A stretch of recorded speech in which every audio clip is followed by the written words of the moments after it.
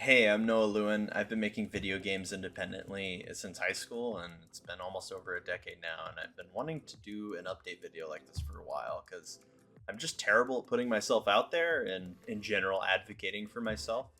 And on social media, I've almost accepted the invisible rule that everything I post has to be perfect, or what I put out is a representation of how people will view me. And it can feel like your lasting impression to the world sometimes, what you post, especially in such a digital career and a digital age. I've put a lot of pressure on myself, especially, as someone who lives with serious anxiety disorder, that, what I put out to the world on the internet has to live up to some imaginary standard of how I wish to be perceived, because what I put out is what people are going to see me as, and there's this weight that comes with that, and it stops me from creating the things that mean the most to me. So I've really tried hard the last 2 years to show progress on this channel in any shape or form when I have it, to be transparent about what I'm making, and also just to push back at myself and tell myself that these things I've been wanting to say, these things I've been wanting to make, that they're important. And any progress getting to what I'm trying to say, I have to start viewing that as a good thing. While making Red Silhouette, there were all these excuses I made before uploading a progress video, like when I didn't have new areas to show, I didn't want to just keep showing old areas. If I didn't have new enemies to show, I didn't want to just keep showing the same combat loops. Even if I made progress on those things, I just lived in this fear that my content would be too samey, and that would make people think that the game was small or somehow not worth following. And I put this completely arbitrary standard on myself and for my work, and I could genuinely say it just made everything harder than it needed to be. And I've given up a lot to pursue game development, my friendships, my time, my financial opportunities, even my passions. You name it, I've sacrificed it for the business. And when you sacrifice so much of yourself to participate, you won't have anything left when it's time to put yourself back into the work. In 2019, I was burnt out. I left college. I quit my dream job working as an editor for a pro scooter shop. I got a therapist, and I pretty much pushed everything else away that wasn't focusing on my career and this story I'd had in my head since I was a kid of building this sci-fi multiverse epic, and it spanned across 5 different games and different genres. And that saga lasted me from 2019 to 2023, and by the end of it, I didn't know who I was anymore. Every day was the same, waking up, hustling to make this game dev dream happen. And throughout all of it, I just wanted to tell meaningful stories. I think I did, but I really struggled along the way, bending myself to this desired image I wanted to put out to the world. I wanted to say something meaningful, but at the same time, I was saying it in a dream of my own concoction. Call it ego, call it desire, whatever. In the pursuit of that, I realized there was nothing meaningful to say that would live up to something that's just not real and in my own head.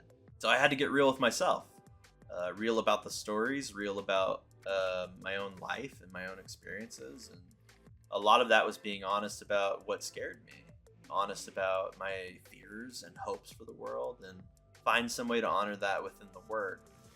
With my last game in the Apostrophe universe is American Heuristics, a horror game about Andrea returning to her hometown after 4.5 years away being in school and coming back to find the town, so same yet so different at the same time. And I was going through all of that when releasing the game. I was moving back home from Seattle to Indianapolis, and I was terrified of how different of a person I am now compared to the person I was when I lived here. And how would my friends remember me? How would they want to engage with me now? And all of that is really powerful and honest fear that I got to put into the horror game.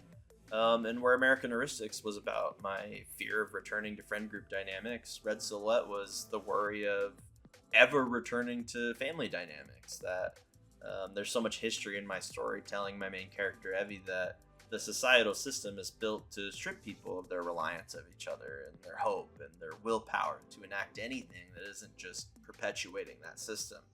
And I completely wrote that in response to my own personal family dynamics, my relationship with my mother and my sister, and how distance really changes us all. And during the process of making that, I got to reconnect with my sister in real life, and just coincidentally, but it was still an honor, and to put that into the work and in some way experience that. And we've all experienced things that change our perspectives of the world around us, personal moments that we'll never let go.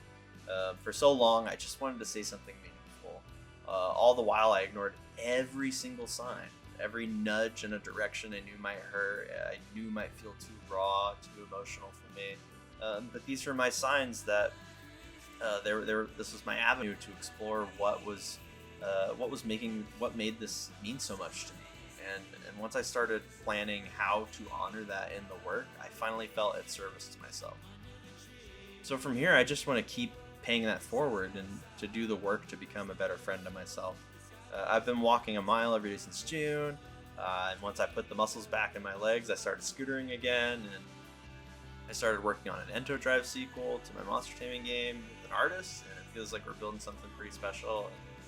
Oakley's making good progress. I found it's a game about Oakley the leaf bug who's chasing his snowboarding fox friend who wants to freeze the world to create infinite skate spots that they can enjoy. And it's a game about friendship and a desire for more and how that really tears at friendships. I think it's a story that a lot of kids would be able to relate to. I've been improving Red Silhouette week by week since launch, iron out the game, patch bugs, add new content. There's a new wave-based game mode available now on Steam, by the way. Check it out. Most importantly, though, is getting to revisit the Posturing universe, my multiverse epic, and focus on my ongoing dream project, my superhero game that I've been making for a friend who's no longer with us. And I want to make a hero that he would have enjoyed and got a kick out of. And I think I did accomplish that with the first 4 issues of Spryward, but the meat and impact of the story I wanted to tell was stifled by my fear. I was so scared about justifying everything that happened, issue to issue, panel to panel, like I didn't even trust my audience to follow without all the information. I didn't respect the atmosphere and feel these characters were going through, and just it shows in my scared writing. I have so many ideas of how I want to reinvent this character, not just to do justice to the emotionality of Deshaun's story, but to come at that story with a clearer vision of what Spryward stands for. Comics have always been this revolving door of storytelling, and I wanted to bring elements from comic book storytelling into video games because I genuinely believe that games are the sum total of all other media formed into an interactive experience. And my fear really prevented me from having fun with the comic elements of that. I cared too much about the continuity of a shot and making distinct locations, when in reality, comics are often single-colored panels, backgrounds with the focus on the characters and the motion of the page. The Unity situation with the license fees is really a blessing in disguise in a way. They reversed their decision, but I can't let my creative endeavors, that are so personal to me, be controlled in any way, shape, or form by stockholders or market demands. So switching to Godot gives me the platform to reboot Spryward while keeping it creator-owned for the future.